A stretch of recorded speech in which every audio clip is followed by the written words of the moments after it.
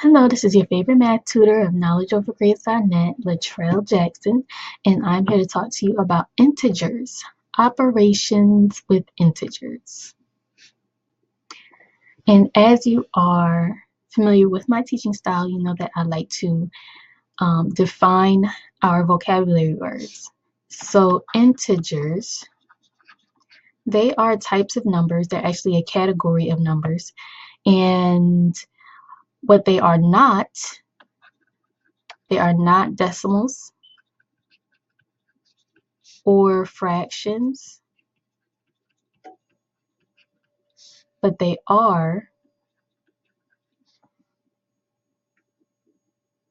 include whole numbers,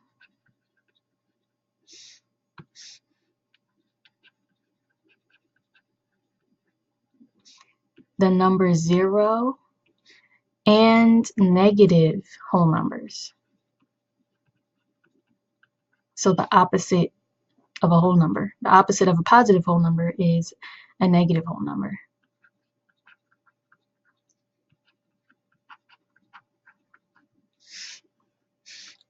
So these are two characteristics of integers that we want to keep in mind, what they are not and what they actually are. So if we look at the number line, we start at 0, we'll see our whole numbers. Whole numbers start at 0 and go positive. And our negative numbers is where we are starting to include more of our integers. So all of these are integers. Now, if we add a little number in here and say 2.5, no, that's not an integer. If we go here and say negative 3/2, no, that's not an integer. We're only looking at the whole numbers and their negatives. That's it. That's what an integer is. Now, when we are trying to apply operations to integers, some students get a little tripped up. And that's because we forget the rules of our signs. So what I like to do to simplify adding and subtracting, that's where we'll start. Adding and subtracting integers, I just say, let's look at the number line. So when we are adding and subtracting numbers, what we do naturally is move up and down the number line based on whether we're adding and subtracting. So let's say we start at 2 and we want to add 5, right? So that's 2 plus 5. Which way do we go? Do we go to the left or we go to the right? Well, we go to the right. When we add, we go to the right. So we start at 2, we want to add 5. We go 1, 2, 3, 4, 5. And we stop at 7. So 2 plus 5 equals 7. And we were able to prove that using the number line. Now, how about subtracting? What if we do 2 minus 5? If we do 2 minus 5, we start at 2, and we'll go to the left. Oops, we're subtracting 5. So we're starting at 2, and we go 1, 2, 3, 4, 5. You get a whole entirely different number. 2 minus 5 is negative 3. So that's our foundation for which way we go when we're adding and subtracting on a number line. I know that seems a little simple, but sometimes we forget, especially when our signs get all jumbled up in the problem. Okay, so let's try this addition problem with negative 5 plus 7. So the first number means we're going to start at negative 5. And we're going to add 7, which means we're going to go to the right 7 units, 7 spaces. So starting at 5, we go 1, 2, 3, 4, 5, 6, 7. We landed on 2. So negative 5 plus 7 is 2. It wasn't too bad. Okay, so let's try 4 minus 6. So we're going to start at 4, and we're going to subtract 6, which means we go to the left 6. So 1, 2, 3, 4, 5, 6, and we landed on -2. 4 minus 6 is -2. Now say we get a problem like this. 3 minus -7. That looks interesting, right? It's a little different. Well, this situation is actually called a double negative. And you've probably heard of double negatives in the English language when you're in language arts class. So you may have heard, don't say, I don't never, right? That's a double negative. It's also bad grammar. But I don't never means that you always. So if you don't never, you're taking out what you never do. You're saying I don't never do it. So that means that I always do it. So double negatives actually turn into a positive, right? Okay, so that's what happens here also mathematically.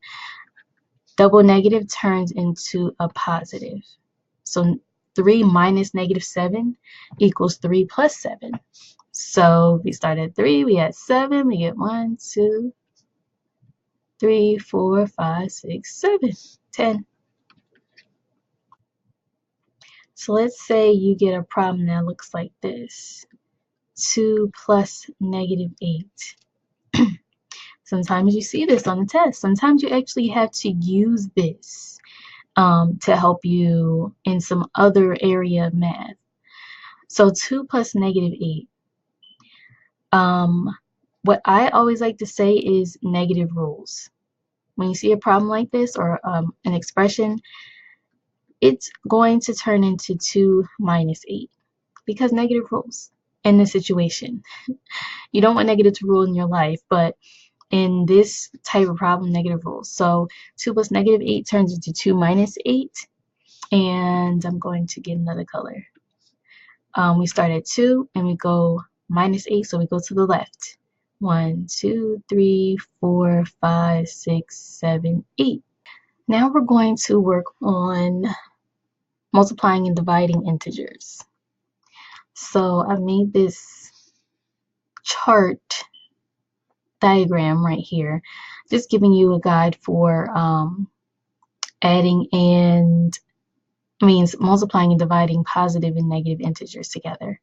So one thing I notice is that when I am adding, I keep seeing the plus signs and I think it's addition. When I am multiplying positive numbers together, I get a positive. When I multiply two negative numbers, I also get a positive. Also, when I divide two positive numbers, I get a positive. And when I divide two negative numbers, I get a positive. So I've come to the conclusion when I multiply by negative and positive, I get negatives. And when I divide by negative and positive, I get negatives. So these are two pieces of information we need to keep in mind. Same sign yields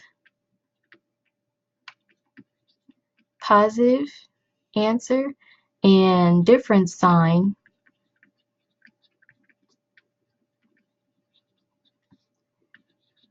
yields negative answer.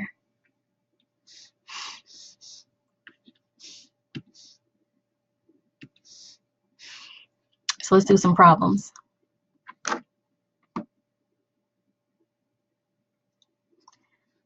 Let's do 2 times -4. Okay, so we have 2 positive 2 times a negative. Positive times a negative. Well, that's this situation right here. We have different signs, we're going to get a negative. And what's 2 times 4? That's 8. So 2 times -4 is -8. Let's try another one.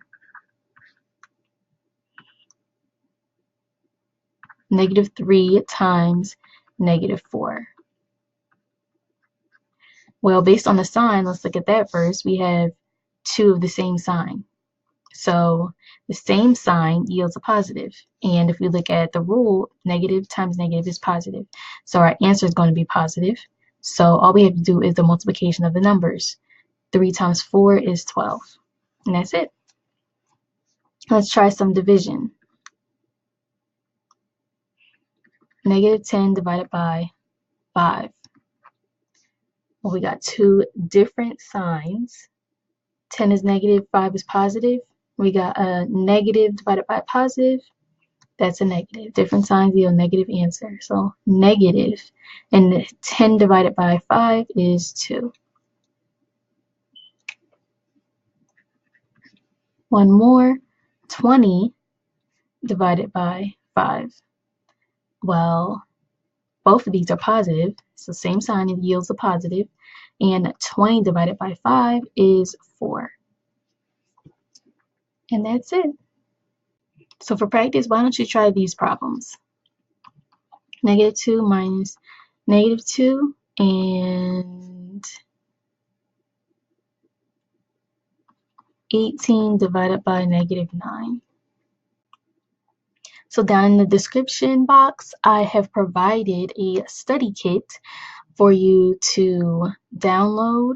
There will be a study guide with just a summary of this video and a few practice problems for you to try, and also an interactive quiz for you to participate in and get your results after you have submitted them so that you can see where you went wrong or where you went right. I would love to see your results and see how much you're progressing. And if you have any questions, please email me at help@knowledgeovergrades.net. Talk to you in the next video.